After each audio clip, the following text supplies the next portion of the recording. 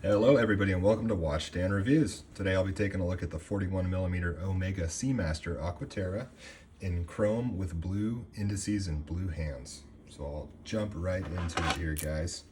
I picked up this watch about 6 months ago and it hasn't left my wrist very much, to be honest. There's a number of reasons for that. It's an excellent watch. If you've never held or owned an Omega before, one thing you should know is that they are just so heavy duty and solidly built.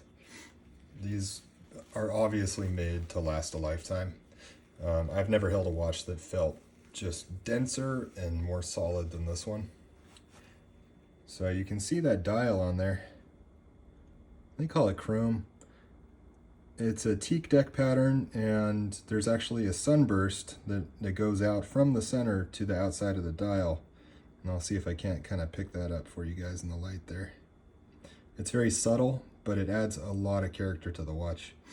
The hands are blue, and they have a lot of facets to them.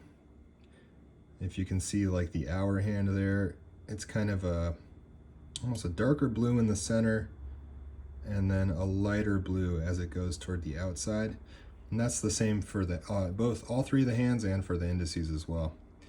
There's a tiny little ramp on the front of each indice, so you can just tell that they took their time making this watch and giving it, all these little extra facets, and like I said, just a lot of character in this watch.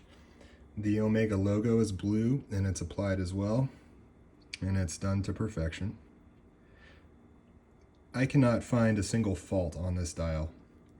The trapezoid date window looks excellent. It's color matched, blue and silver.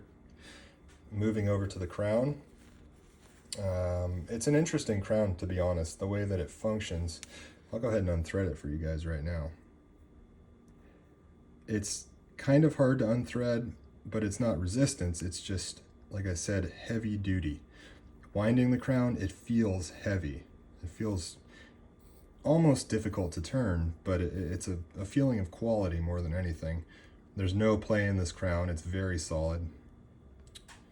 The shape of it makes it a little difficult to grip if you have big hands like me, but I don't mind it because it looks really nice.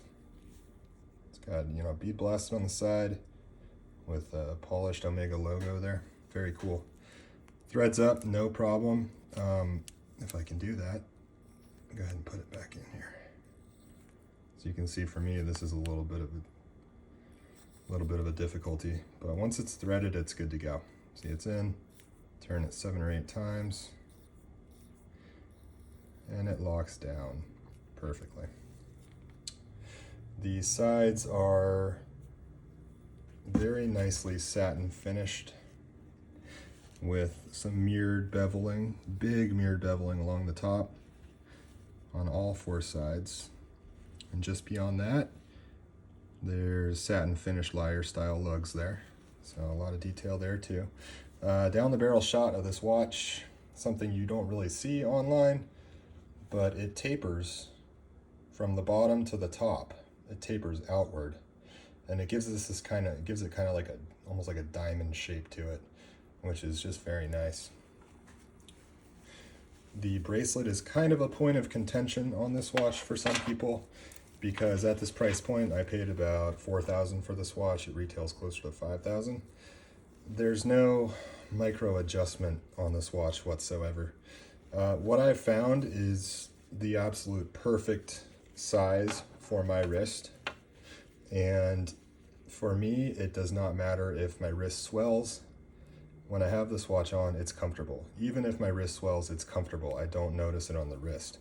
And I think that's, due in part to the shape of the case, but also due to the shape of the clasp and the shape of each individual link. All the links are trapezoid on this watch, and I'll pull the bracelet off in a little while here and show you guys. It locks up very nicely. You put this one in first. It's got little ball bearings inside there. So that snaps in, and then this snaps in after. And this one holds this one down. The swing arm on the bottom of this the way that it's designed, usually on a butterfly clasp, you're going to see the push buttons are going to be on this part here. And on some of my other watches, like my Mito Multifort, for instance, those push buttons there can dig into the left and the right side of your wrist. Since this is just a very nicely, rounded and polished swing arm here, it sits against your wrist down here so comfortably, and you don't have to worry about those push buttons digging in. So very nice Omega logo, laser etched into the bottom. Very well done. Obviously the links are fixed by screws. The screws are beautiful but slightly recessed all the way around. And on the other side, guess what we have? More screws. The way this works, since I sized the bracelet, the way it works is you can choose which side you want to take your screw out of. You remove the screw, and then right beyond the screw is a bar, a round little bar that goes through the link to the other side. And you have two screws and a bar in the middle. So if you pop that bar out, it removes the link. I think that's really cool because having that system stops those screws from wanting to back out because the bar in the middle is free floating. So it's a really innovative and unique design I've never seen on another watch before. I dig it. I like it a lot. It's really cool. So what I'll do, instead of showing you the case back right now, I'm going to pause this video. I'm going to pull this bracelet off, show you what it looks like, and then I'll get a good photo, a good video of the back of this watch, because that's where the fun really starts. All right, stand by, guys. I decided to record a brief segment in this video regarding the 8900 caliber from Omega. After 158 days, my watch gained a total of 10 seconds. That comes down to 0.065 seconds per day. Okay, back for more. Take a look at this bracelet here. You can see the underside of this swing arm. A little dirty, but whatever. It's very rounded on the edges. And this right here is where it rests against the wrist. And there's just nothing there that can poke or jab you or bother your wrist whatsoever. It's great. It's really, really nice. So haters are gonna hate. To me, this bracelet doesn't need micro adjustment, and it's excellent. You can see the bottom. There's less surface area on each one of these links, so there's a nice big gap between there. So it looks bigger on the bottom. You flip it over and it looks tighter. It looks like the tolerances are tighter. So no pinching, no pulling a hair, nothing like that. The end links are nothing to write home about. Standard female end links, works great, keeps the watch put together. So now let's take a look at that movement. Now this, to me, is really, really nice. I've seen other movements. I've seen other movements that are much nicer than this one. But this, to me, is just really a step above basically any other watch that I own right now. It's not your standard Solita. It's not your standard ETA movement. It is highly decorated, top to bottom. You can see the perlage beneath the balance wheel there. And the rotor has kind of the arabesque finish to it. The engraving on the rotor is done to perfection. The balance wheel is very nice looking.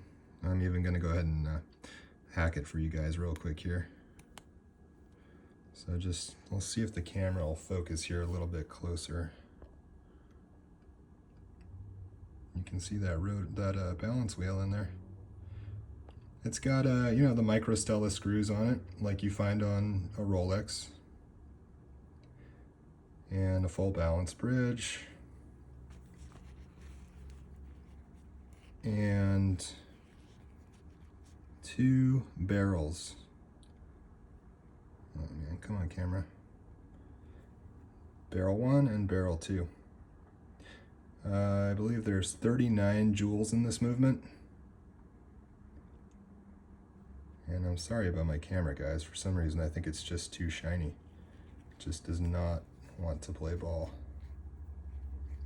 But I thought you guys might like to see this up close. The case back is awesome. It's a sapphire case back with anti-reflective coating, and the tool used to remove the case back is really a neat shape. It's kind of like a scalloped look. So anyways, that's the case back there, guys. I'll go ahead and show you inside of the lugs. It's got a nice grain to it, a little dirty. Maybe I'll clean that up before I get back to it here. All right, guys, well, that's the case back. That's the bracelet, and my camera is having all kinds of problems right now. So what I will do is snap out for a second here and come right back with this thing put back together. See you soon. Okay, that was very easy. One thing you'll notice real quick, and I'll show this to you, these little tabs on either side of the end link, right down there and right over here, they make it so much easier to put these on, because when you push your spring bar in, the link drops into place, and the little tabs on each side stop it from falling out the side or out the bottom. Excellent, guys. Okay, so what I'll do now is go ahead and get you some real world Lume shots. So I'm gonna cut out one last time here, and then we'll be back. You know, a couple things I forgot, I had neglected to mention. 150 meter water resistance and 15,000 Gauss anti-magnetic. You can take this watch anywhere. And I've taken it all over the place. Obviously there's quite a bit of little scratches and scuffs on it, but I don't mind. Those are my character lines. They make it my watch. So I love this watch, and I'll keep wearing it for a long time. I have no plans to sell this thing. This is kind of my go-to, go anywhere, do anything type of watch, and I think that's the role that suits it best. So bear with me. I'll be right back for some Lume shots. All right, guys, I'll go ahead and get the wrist shots out of the way here. There's not a whole lot of taper to that bracelet, and I believe the reason that they don't taper the bracelet much is because it's a heavy watch head, and that adds some weight to the lower part of the bracelet so that it doesn't feel too top heavy. But to me, honestly, it feels perfect. I love the you know, slightly domed crystal on top. It's kind of hard to see there, but it's slightly domed, but very legible. It doesn't feel too heavy, and it doesn't feel too big on the wrist. It's just right for me. So I'm gonna go ahead and take it into a darker part of the house, and you'll see that we're already starting to glow. Let me go ahead and shut this door here, and I'll get you guys some good Lume shots. Now, one thing you'll notice about this watch is it can be difficult to locate the minute hand. The second hand just kind of glides around. Right now, the hour hand is buried below the minute hand, so you can't really see it. And honestly, I should have changed the time.